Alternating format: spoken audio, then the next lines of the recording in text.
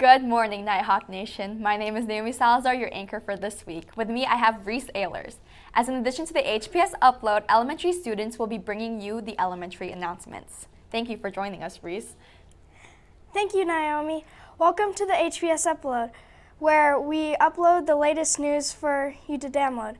At Hettinger Public School, we challenge all to meet academics and life goals while inspiring lifelong learning.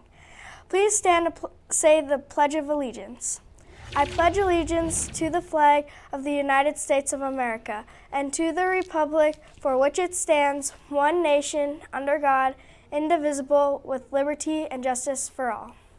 And here are today's announcements. Lunch for today is crunchy chicken bowl. Breakfast for this week are the follows: breakfast sandwich, muffins, and scrambled eggs.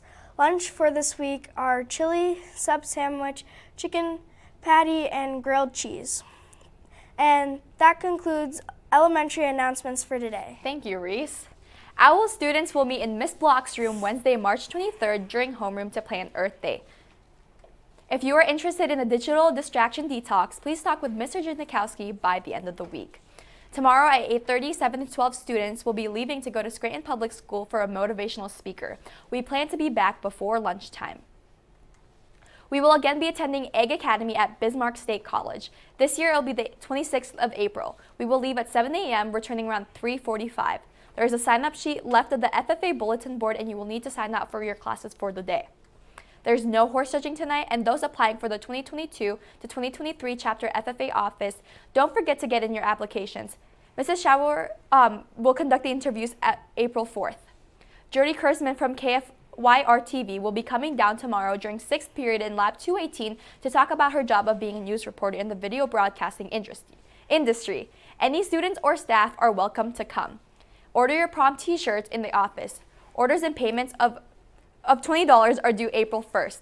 There's a sign-up sheet in the high school office for the before prom dinner. They will begin serving at 5 p.m. at the United Methodist Church. This meal is free to any high school student. Silent reading is first hour this week. For those that are interested, lifeguard training classes will be in Elgin on April 8th through the 10th. You must be 15 years of age by the 10th to be able to join. And if you're interested, please see Mr. Erickson or Mrs. Ebert. Helping Hettinger Day will be on May 15th. Applications to be a student director for the day are due March 23rd. If you're interested, talk to Kira, Mrs. Olson, or Mr. J. Now let's move on to our first story from our reporter, Cadence Berry, about Miss Block's frozen science experiments. For today's news story, I interviewed Miss Block, Micah, and Tyla about the 8th grade frozen science experiments. So, what items did you freeze with this experiment? So we did a variety of experiments. We froze and preserved snowflakes, bubbles, hot water, cold water, and then as a side experiment, I froze a tiny pair of pants.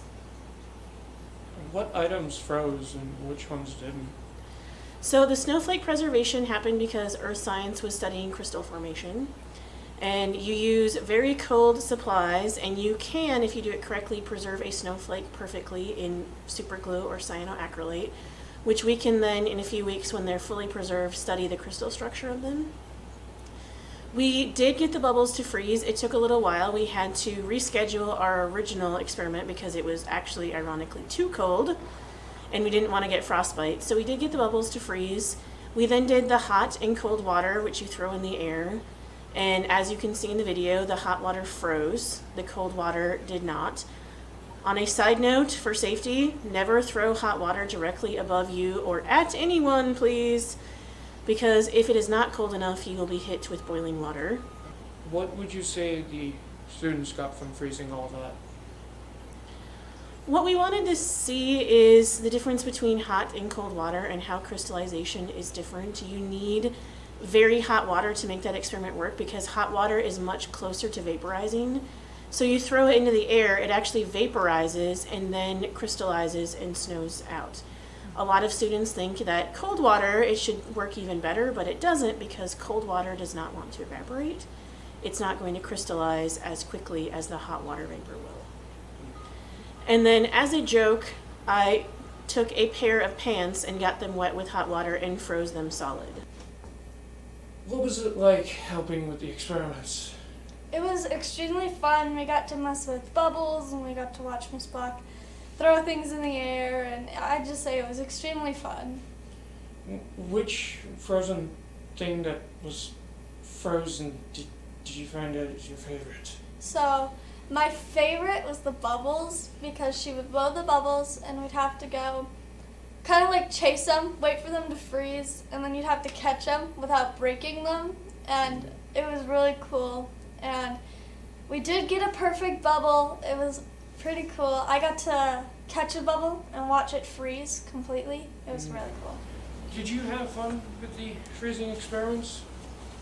Are you talking like the freezing the bubbles stuff? Yes.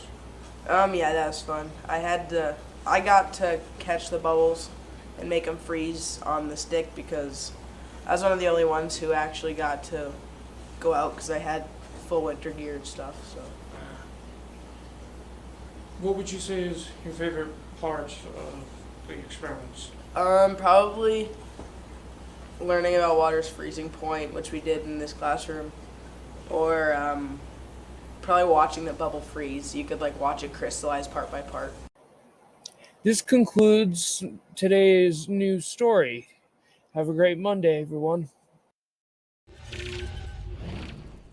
Thank you, Cadence, for that story. There will be no sports highlight this week, so let's move on to weather with Robert Larson. Hey. I'm filling in for Micah. He prepped the weather. I have no clue what it is, but let's get into it. So Monday, it is partly cloudy with wind. It is a high of 50 and a low of 26. It's getting a bit colder this week. Tuesday, it is mostly sunny with wind. It is a high of 49 and a low of 23. Wednesday, it is sunny with a high of 50 and a low of 23. Thursday, it is partly cloudy, and it is a high of 63 with a low of 29. And then Friday, it is a partly cloudy day with a high of 51 with a low of 23. Saturday is partly cloudy with a high of 53 and a low of 27. Man, I wonder what the next day could be. Partly cloudy with a high of 62 and a low of 39. A lot of partly cloudy, but thank you to Micah for prepping the weather. Now, back to you, Anna. Thank you, Robert, for that weather report. We would also like to thank Tyler Loffer, our producer, for helping us make today's broadcast possible. And that's our news broadcast. Thanks for tuning into the HPS Upload, where we upload the latest news for you to download. Make sure you like this video and subscribe to our YouTube channel to stay up to date on our weekly school news, local sporting events, and community streams. We will see you next Monday at 9.